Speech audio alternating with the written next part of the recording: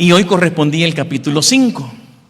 Y como este asunto es del Señor, y Él sabe cómo lleva todo, pues el capítulo 5 habla de mayordomía, el capítulo 5 del libro de Hechos. Solo que como ese libro de Hechos habla de una mayordomía extrema. Porque el libro de Hechos es eso, hermano. El libro de Hechos es un manual de evangelismo, pero extremo. El que nosotros necesitamos estudiar. Porque si algo necesita nuestro mundo ahora en día es adventistas que lleven la dinamita del Señor, del Evangelio, en todas partes. Estamos nosotros ante el inminente regreso del Señor. Él pronto vendrá. Y no es momento de pensar qué tenemos que hacer. Porque cuando se piensa lo que tenemos que hacer, simplemente terminamos haciendo nada. Es momento simple y sencillamente de hacer lo que el Señor nos pide que hagamos. Y lo que el Señor nos pide que hagamos es predicar el Evangelio, compartirlo. No hay otra cosa. Así que hoy estudiaremos el libro de Hechos, el capítulo 5, y yo he titulado este tema Mayordomos Extremos. Los apóstoles fueron mayordomos extremos. Lo dieron todo. Todo su dinero, todo su tiempo, todos sus talentos y hasta su propio cuerpo por la causa del Evangelio. Porque querían pronto ver a Jesús. Su corazón estaba en la patria celestial. Y entonces pusieron sus tesoros en la patria celestial. En los últimos días de esta tierra, el Señor está buscando mayordomos extremos. Una madre quería enseñar a su hija el valor de ofrendar en la iglesia. Así que antes de llegar a la iglesia, al salir de la casa, le dio a su hija 2 monedas. Una de 25 centavos y una de $1. Y le dijo a la niña, son para la ofrenda. Cuando llegó a la iglesia y casi estaba a punto del momento de las ofrendas, la madre le dijo, hija, deposita solo una moneda, la otra es tuya. Pero no le dijo cuál. Así que llegó el momento de las ofrendas, depositaron, y cuando salieron de la iglesia, la madre le preguntó a la hija, ¿cuál moneda echaste? Y entonces la niña le contestó, pues yo iba a entregar la moneda de $1, pero cuando ya iba a pasar el diácono con el alfolí, el señor que estaba en el púlpito dijo que debemos ser dadores alegres. Y yo estaba convencida que iba a ser más alegre quedándome con la moneda de $1. Así que di la de 25.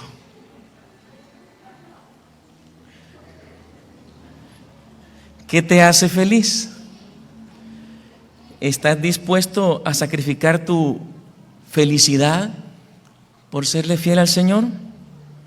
Dios necesita mayordomos en estos tiempos de dolores de parto, hermano, porque Él ya viene y debemos darlo todo por la causa del Señor.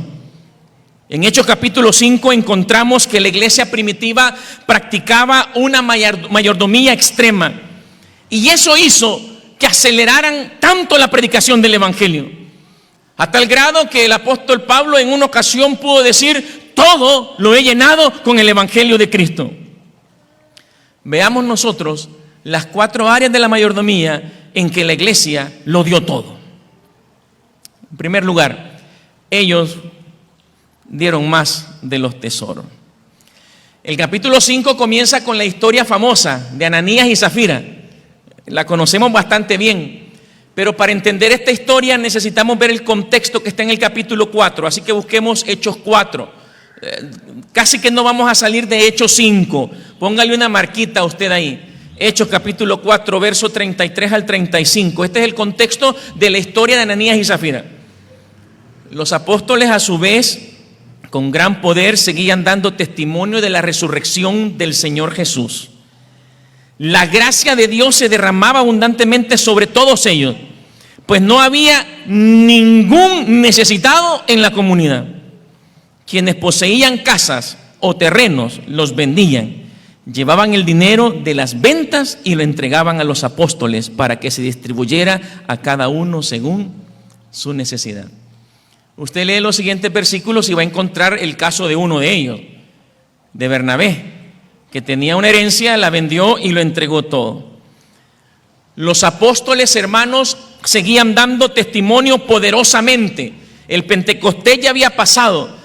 El caso de la predicación de Pedro y Juan en el templo cuando sanaron al cojo ya había pasado, pero ellos seguían, se sentían motivados a dar el testimonio.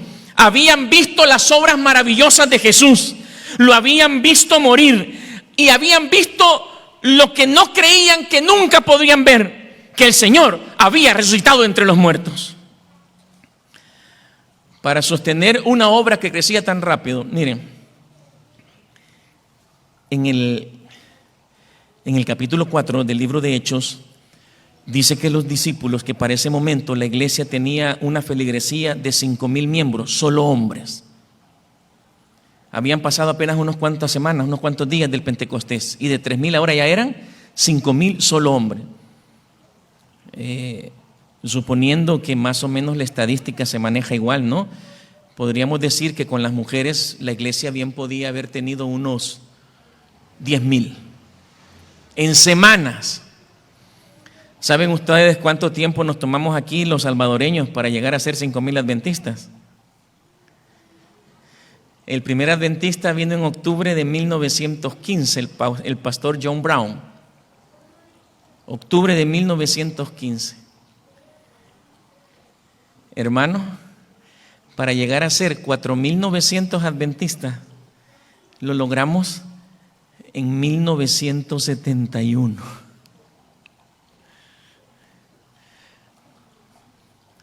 Más de 50 años, hermano. Y estos hombres, en semanas, habían llegado a ser 10,000. Claro, una iglesia que crece tan rápidamente necesita recursos. Y entonces los cristianos, los nuevos, comenzaron a entregar no solo el diezmo y la ofrenda, y esa es la parte extrema de esto, hermanos, porque nosotros con costo damos el diezmo y la ofrenda, y nos duele, como las niñas de la historia, ¿verdad? Nos quedamos con lo que más nos hace felices y entregamos lo que menos nos hace feliz. Aquí, bueno, si tengo que ser dador alegre, este poquito voy a dar. Ellos dieron más, tomaban sus casas, sus propiedades. Ellos creían que Jesús ya iba a venir. Imagínese usted, hace 2,000 años estaban convencidos de que el Señor estaba a las puertas. ¿Por qué hemos perdido nosotros ese espíritu? ¿Por qué no podemos creer que el Señor está a las puertas? No solo lo entregaban, sino el hecho de que poner el valor de la venta a los pies de los discípulos, eso significaba que ellos mostraban confianza en su liderazgo. Bueno, más bien, confianza en el Dios que dirigía la iglesia. Se necesita fe para darlo todo al Señor, pero también para confiar el dinero que entregamos a las arcas de la iglesia para que sea bien administrado. Este relato está en los versículos del 1 al 2 de Hechos 5. Muy conocida la historia de Ananías y Zafira. Ananías y Zafira habían visto la abnegación de Bernabé y de las otras personas que habían llevado, pero ellos habían visto cómo la iglesia había tomado bien aquello. Y entonces Ananías y Zafira, bueno, qué bonito, porque se siente bonito que lo traten bien, hermano. Sí, eso es normal. Uno se siente bonito. Mire, me dicen antes de pasar, ¿y cómo quiere que lo presentemos, hermano? Y el hermano Manuel, que es muy propio, ¿verdad? Él había dado ahí todo eso que dijo la hermana para que dijeran acá. Y yo le dije, no, solo diga el hermano Nafri Machado, pero se siente bonito, es que se siente bonito. Y Ananías y Zafira habían visto que se sentía bonito cuando a Bernabé la iglesia lo ve bien porque entrega todo lo de una herencia. Así que ellos querían sentir eso mismo. Leamos el verso 1 y 2 de Hechos 5. Un hombre llamado Ananías también vendió una propiedad y en complicidad con su esposa Zafira se quedó con parte del dinero y puso el resto a la disposición de los apóstoles.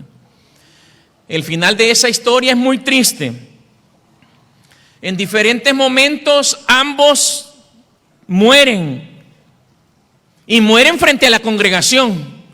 O sea, como que usted pasara aquí al momento de los diezmos. Y si usted pasara aquí a dar los diezmos y ofrendas, supongamos que ponemos un arca y usted pasa y en el momento que usted deposita, raja y se muerto. Qué feo es eso, ¿verdad? Pero eso pasó.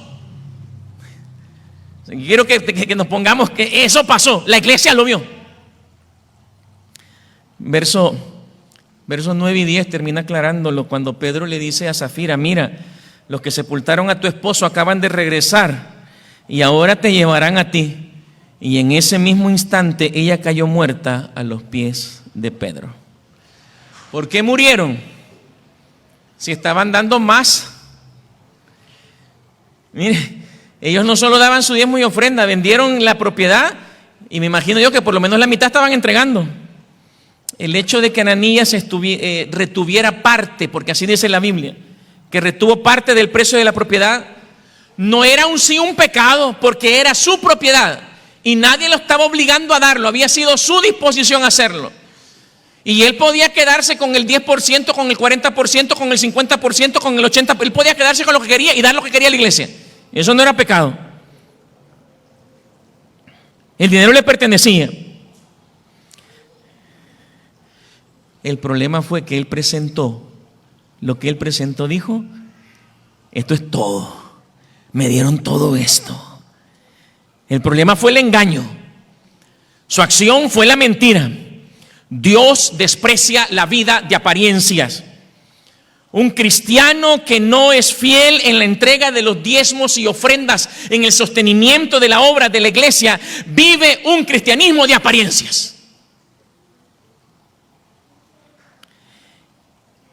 Y lo poco que quiera dar, porque al final eso pasa, ¿no?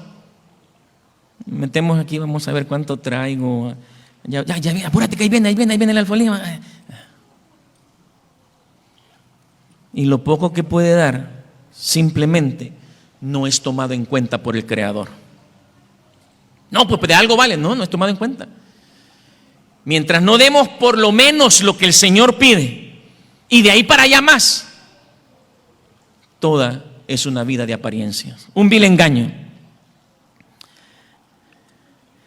Dice Consejos sobre Mayordomía Cristiana, página 24. Dios nos prueba aquí entregándonos posesiones temporales. Mire, esa cita a mí me... ¿Qué es el carro que usted tiene? ¿Qué es? Dice que es una prueba. ¿La casa que yo tengo qué es? Es una prueba. La quincena que pronto le darán, ¿qué es? Es una prueba. Todo lo que recibimos es una prueba, a fin de que el uso que hagamos de ella demuestre si nos puede confiar más riquezas, y la riqueza es eterna. Nunca lo olvide. Lo que tiene en su mano, en su chequera, en su bolsillo, en su chivo wallet, lo que usted tenga en cualquier lado, solamente es una prueba para ver si usted es capaz de administrar los tesoros y los bienes celestiales, hermano.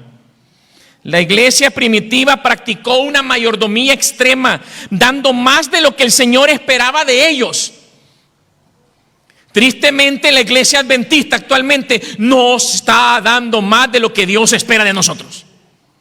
Con costo, entregamos el diezmo. Miren, el resultado de practicar una mayordomía extrema, ahí lo expresa en el versículo 14. Leamos Hechos 5:14. ¿Cuál es el resultado? Y seguía aumentando el número de los que creían y aceptaban al Señor. Voy a hacer aquí un paréntesis. Hay graves problemas en la iglesia cuando muchos hermanos dicen: no, que solo números son los pastores, que mire que solo son blancos muy grandes, que solo bautizar y bautizar gente. Lea el libro de Hechos. Lea el libro de Hechos. El libro de Hechos pasa constantemente presentándonos números. Se bautizaron 3,000, se bautizaron 2,000, ya eran 5,000 y muchos se entregaban al Señor. Es que es sencillo, hermano. Nosotros mismos hartamente usamos la frase de que no podemos mostrar nuestra fe sin nuestras obras. Y sin bautismo, dígame usted cómo vamos a mostrar la fe en el trabajo que hacemos y en lo que el Señor nos ha dejado haciendo. No, que mire, pues es que eso el Espíritu Santo, claro, el Espíritu Santo lo hace, pero el Espíritu Santo mora en usted y en mí. El Espíritu Santo no es un agente libre. Bueno, Él es libre para escogernos y venir, pero cuando tú le das permiso y toma posesión de ti, el Espíritu Santo hace grandes maravillas. Y un mayordomo extremo, una mayordomía extrema es igual a evangelismo extremo. Y es igual a bautismos extremos. Muchos bautismos. Así, para ser fríos, pero congruentes con la realidad de Hechos 5, mis hermanos, para ver crecer la iglesia se necesita plata. Suena así bien mercantilista, ¿verdad? Pero el recibo de la luz no nos lo va a perdonar el gobierno, la empresa. El recibo del agua tampoco. No. La iglesia primitiva daba más. Siempre dio más. Esa solamente es la primera área. Veamos la segunda área de mayordomía. Más allá de los talentos. Verso 12. Qué increíble este versículo. Por medio de los apóstoles ocurrían muchas señales y prodigios entre el pueblo. Los talentos no fueron usados solamente en la iglesia. Los talentos que tenían los discípulos, los dones que el Señor les había dado, fueron usados para evangelizar, para hacer maravillas entre el pueblo. Los discípulos no negaron sus dones y talentos al Señor. Ustedes se recuerdan de la parábola de los talentos. Aquellos hombres que trabajaron con sus talentos recibieron más. ¿Sí? Trabajaron con 5, produjeron 10, y saben que muchas veces nos quedamos ahí. Mire qué bárbaro, tenía 5 y después tuvo 10. Pero después eso creció más. Cuando su patrón le dice: ven, entra, vas a administrar algo mejor. Entra en el gozo de tu Señor. Porque cuando usamos los dones y talentos, estos se multiplican. Pero el que no lo produjo, el que no lo reprodujo, ¿qué le pasó? ¿Se recuerdan ustedes? El que no usó su talento, el que lo enterró, ¿qué le pasó? ¿Ah?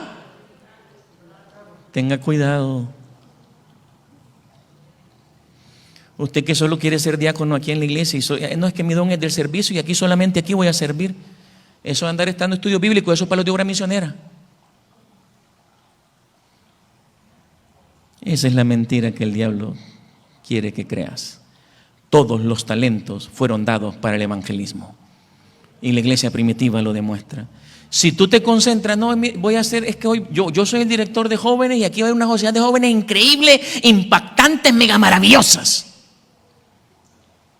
Esas sociedades de jóvenes serán impactantes y mega maravillosas cuando no solo alimenten acá, cuando sean capaces de alimentar a los de afuera. De lo contrario, si eres un director de jóvenes, no sé quién es, ¿verdad? Ni estuve en la lectura, disculpen, tomo solo un ejemplo. De director de jóvenes, de escuela sabática, de lo que sea. Si tú solo te concentras en el show del sábado acá, tienes problemas. Estás enterrando tu talento. Recuerda el verso 29 de San Mateo 25. Porque a todo el que tiene se le dará más y tendrá en abundancia, y al que no tiene se le quitará. Y es increíble, y se le quitará hasta lo que no tiene. El libro de Hechos relata, ahí siempre volvamos al capítulo 5, el verso 15 y 16. Algunos han leído este pasaje y es que es increíble, hermano. Era tal la multitud de hombres y mujeres que hasta sacaban a los enfermos a las plazas y los ponían en colchonetas y camillas para que al pasar Pedro, por mencionar un nombre ahí, ¿verdad? El escritor San Lucas, al pasar Pedro, por lo menos su sombra cayera sobre alguno de ellos. ¡Qué poder! Y ese poder lo tenemos hoy. Ese poder está a nuestra disposición. Qué increíble. ¿Se imaginan ustedes, doctores? No, hombre, para llevar a Pedro al hospital del Salvador, ¿verdad? Con un reflector para la sombrita, para que no los toquen. Por aquí camina, dice, y que la sombra tocara a todos, ahí inmediatamente se sanaran. También era tanta la gente que tenía necesidad. De los pueblos vecinos a Jerusalén acudían multitudes que llevaban personas enfermas y atormentadas por espíritu maligno, y todas eran sanadas. No escondas tus talentos. No niegues tu servicio al Señor. Acepta con agrado los privilegios que Dios te ha dado a través de la iglesia y úsalos. No solo para edificar la iglesia, sino principalmente para predicar el evangelio. Quien es egoísta en usar sus talentos y los usa solo aquí en las cuatro paredes del templo y niega la bendición de su talento a los de afuera, pronto lo perderá. Pero quien dé un uso extremo a sus talentos en la evangelización, les aseguro que recibirá más.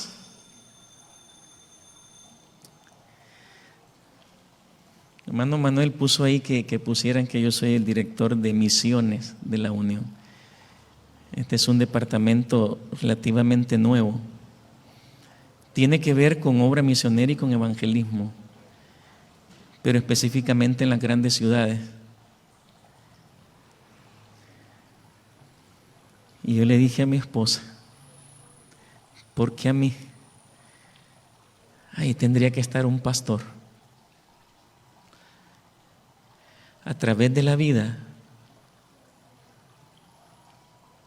de 35 años de ser adventista, si algo yo he aprendido, es que cuando tú pones tus talentos a trabajar, no solo en la iglesia, sino fuera de la iglesia, el Señor siempre te dará más. Y cuando te dé más, te exigirá más. Y cuando hagas más, te volverá a dar más.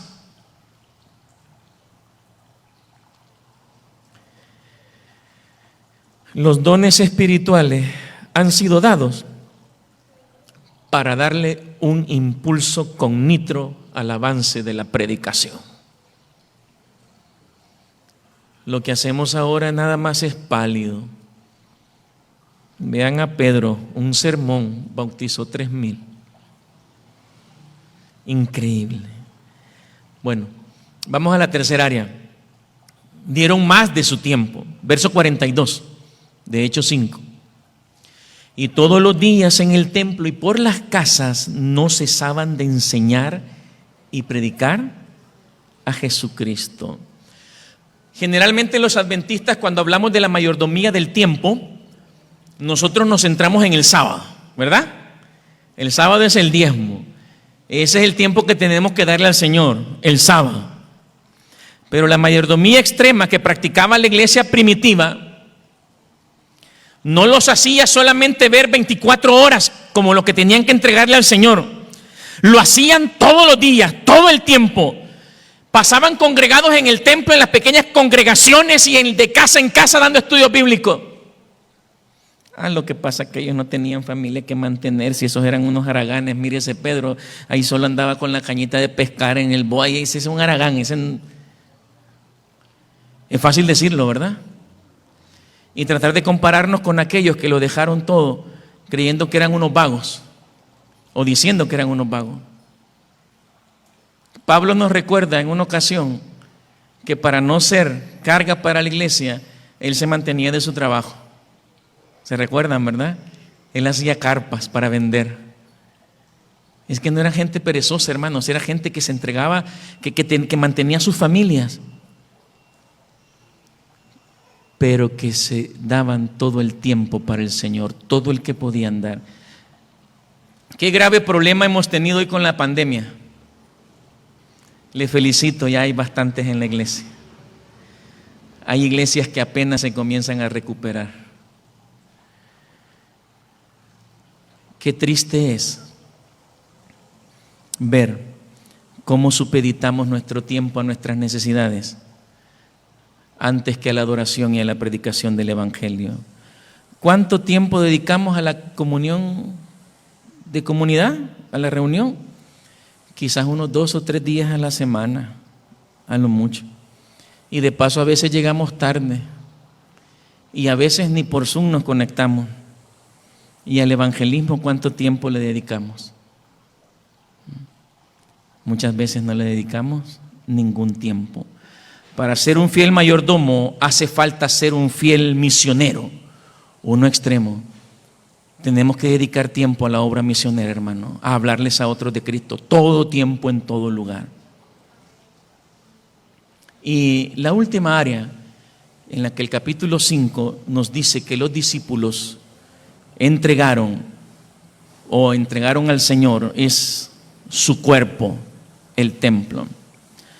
John Wesley, a la edad de 87 años, en una carta a Alexander Mather, le escribió: dame 100 predicadores que no le teman a nada excepto al pecado y que no deseen nada excepto a Dios. No me importa si sean clérigos o laicos, ellos solos sacudirán las puertas del infierno y establecerán el reino de Dios en la tierra. 100 hombres, decía John Wesley, 100 hombres que entreguen todo, que lo den todo. En los versos del 17 al 42 del libro de Hechos, se nos narra que arrestaron a los apóstoles y los metieron en la cárcel, pero que sucedió que durante la noche un ángel llegó y los liberó. Y cuando los liberó, los mandó diciendo aquel ángel: preséntense en el templo y comuniquen al pueblo todo este mensaje de vida. Habían arriesgado su integridad física. Y todavía el ángel les dice: no importa, arriésguense más. Aquí los estoy dejando escapar, pero mañana tienen que estar predicando. Y la palabra del Señor dice que al siguiente día, en la madrugada, los discípulos estaban predicando en el templo. No les importó arriesgar su integridad física, lo hicieron. El día de ayer me pasó un asunto, algo curioso, nunca me había pasado. Esta semana estuve en campaña en la iglesia de Monte Sión 2, en Zacatecoluca. Me pidieron que trazara unos temas proféticos.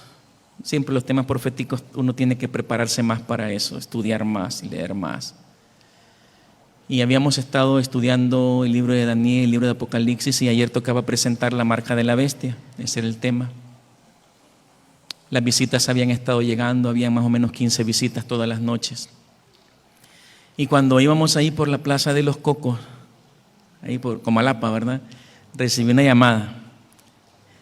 Me dijeron así: hermano Nafri, ya no venga a la campaña, regrésese. Y yo me quedé, oye, ¿qué es esto? Y me dice la persona que me estaba llamando: las autoridades de seguridad llegaron a la iglesia y nos dijeron que no abriéramos la iglesia por esas amenazas que las pandillas han hecho, que estuvieron ahí en las redes sociales. Por favor, no venga. Estábamos a medio camino, pero saben que yo, sin tan siquiera pensarlo, mi esposa iba junto conmigo y yo no le pedí a mi esposa opinión alguna. ¿Sí? Y yo solamente le dije a quien me hablaba: no se preocupe, yo voy a llegar, estoy ya demasiado cerca. Hay algunos hermanos en la iglesia, sí, que hay como 2 o 3 que van a estar diciéndole a la gente que no va a haber culto. Entonces yo voy a llegar, aunque sea, a orar con esos hermanos, y si hay candidatos los vamos a llevar a la otra iglesia. No tuve miedo, honestamente no tuve miedo. Llegamos a la iglesia, me recibieron los ancianos y uno de ellos me dice: hermano, hacemos solo un programa cortito porque como ellos dicen que a partir de las 6 comienzan la matanza, mejor nos vamos a ir para la casa. No, hermano, le dije, mire cómo está la iglesia. Ya para ese momento la iglesia había comenzado a llenarse. Hagamos el programa completo. Cuando yo pasé a predicar, la iglesia estaba completamente llena, las visitas habían llegado, muchos de ellos simplemente estaban esperando a ver qué nosotros hacíamos. Y si hubiera tenido miedo del daño que me pudieran hacer, que le pudieran haber hecho a mi cuerpo, si yo no hubiera llegado, qué vergüenza, hermano. Qué testimonio más triste hubiera dado el predicador, que con sus pequeños esfuerzos en los templos y en las redes sociales le dice a la iglesia: despertemos, prediquemos, seamos misioneros 24/7, seamos mayordomos extremos. Hubiese sido una terrible vergüenza. Pero esa anoche, los hermanos de esa iglesia, por el poder del Espíritu Santo, fueron edificados. Los ancianos de iglesia que siempre habían estado ahí en las primeras sillas, anoche estaban allá en la puerta. Sí, no para ser los primeros en salir corriendo, hermanos, sino para ser los primeros en defender a sus hermanos que estaban en la iglesia. Estábamos ahí, seguros de que algo malo podría pasar, pero confiando en el Señor. El Señor siempre nos protege. Llevaron a los discípulos, los agarraron, los vieron predicando, los agarraron nuevamente, los llevan otra vez ante el Sanedrín y no les pueden hacer nada.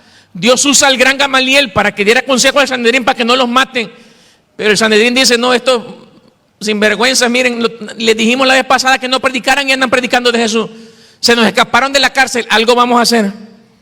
Y dice el verso 40 de Hechos 5: y entonces llamaron a los apóstoles y luego de azotarles, les ordenaron que no hablaran más en el nombre de Jesús. Y después de eso, les soltaron. Qué fácil.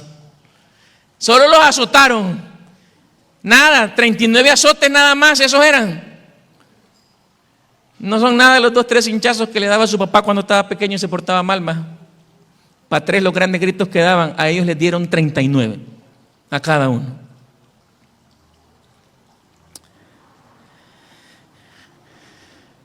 Ninguno de ellos tuvo miedo de ofrecer sus cuerpos a la causa de Cristo. De los 12 apóstoles, 11 murieron como mártires. Solo Juan murió de viejito, pero aún así tuvo que padecer persecución. ¿Cómo salieron esos apóstoles después de ser azotados?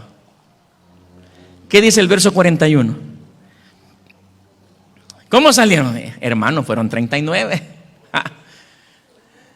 Eso duele. No crea usted que les dieron con esas llenitas de espumas con las que le pega usted al cipote. No, fue un látigo. 39. Si no era con el látigo, era con el garrote. Pero dice el verso 41: y los apóstoles salieron del consejo llenos de gozo por haber sido considerados dignos de sufrir afrentas por causa del nombre. Yo lo publiqué en las redes sociales y pedí a mis contactos que oraran por ese momento. Y saben que una persona se atrevió a ponerme ahí: hermano Nafri, regrésese para su casa. Y si ya está en el lugar, busque un lugar seguro, escóndase, le pueden hacer daño. Mi Jesús murió por mí en una cruz. No se acobardó. Y si dadas las circunstancias que hay en nuestro país, algún día algún hijo del Señor tiene que ofrendar su vida por la causa del Evangelio, alabado sea el Señor. Hermano, no sea imprudente. Imprudentes somos nosotros, que viendo todo lo que está pasando, seguimos sentados en nuestra banca y encerrados en nuestras casas. La sierva del Señor dice en el conflicto de los siglos: revivan la fe y el poder de la iglesia primitiva, y el espíritu de persecución revivirá también, y el fuego de la persecución volverá a encenderse, y entonces vendrá el Señor.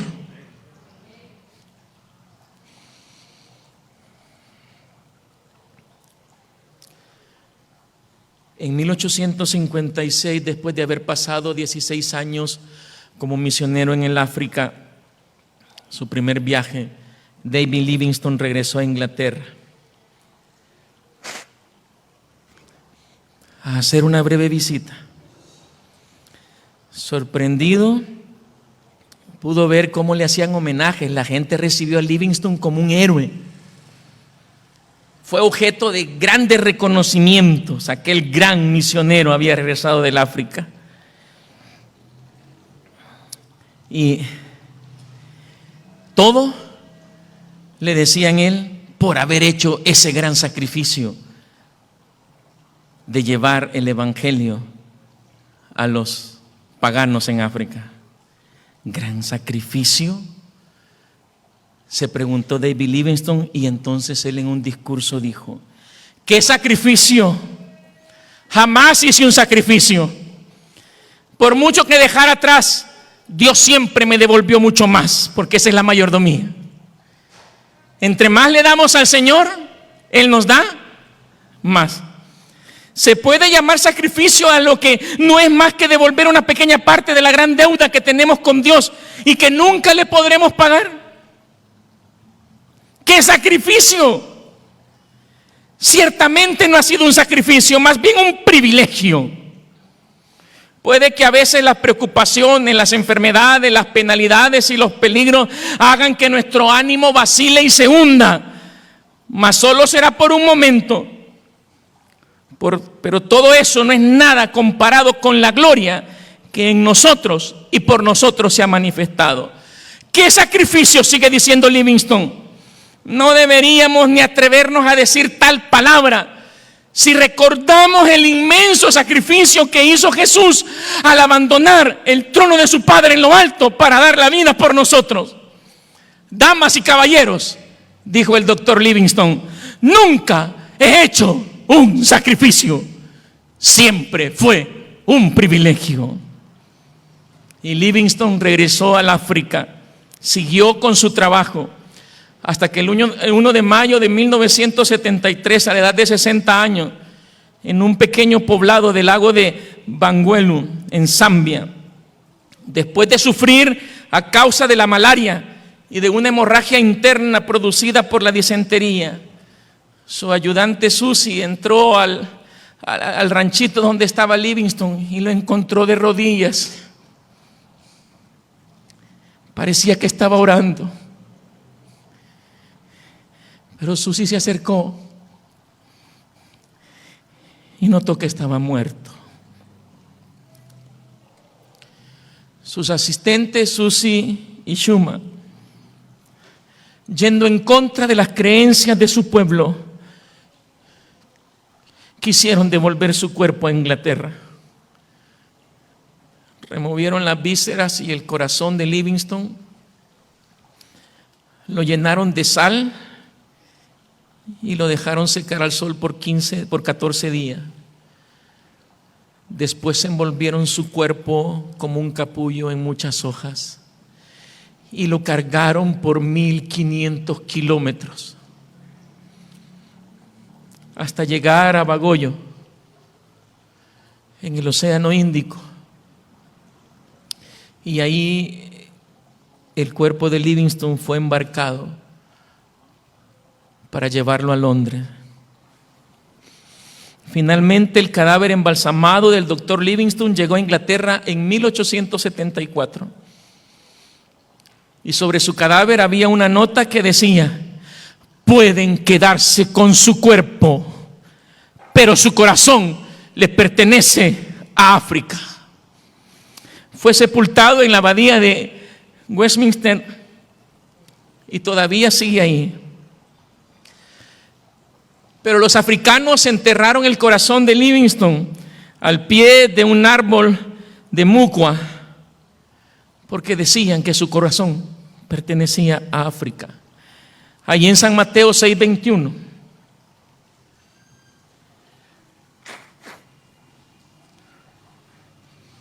Jesús dijo: donde esté tu tesoro, ahí estará también tu corazón. Los discípulos tenían su corazón, como dice Tito 2:13, en la bendita esperanza, es decir, en la gloriosa venida de nuestro gran Dios y Salvador Jesucristo. Y lo dieron todo, sus tesoros, sus talentos, su tiempo, y su cuerpo por la causa de la obra del Señor. Mis queridos hermanos, el Señor está a las puertas y Él está esperando que nosotros, Él nos está pidiendo todo, porque Él sigue buscando hoy en estos tiempos mayordomos extremos como los de la iglesia primitiva. Él quiere encontrar mayordomos extremos aquí en la iglesia de Merliot. Y a cambio les promete la vida eterna. A cambio les promete la salvación. El Señor Jesús está a las puertas. Maranata, queridos hermanos. Seamos mayordomos extremos, porque hoy el Señor lo necesita. Que el Señor les bendiga.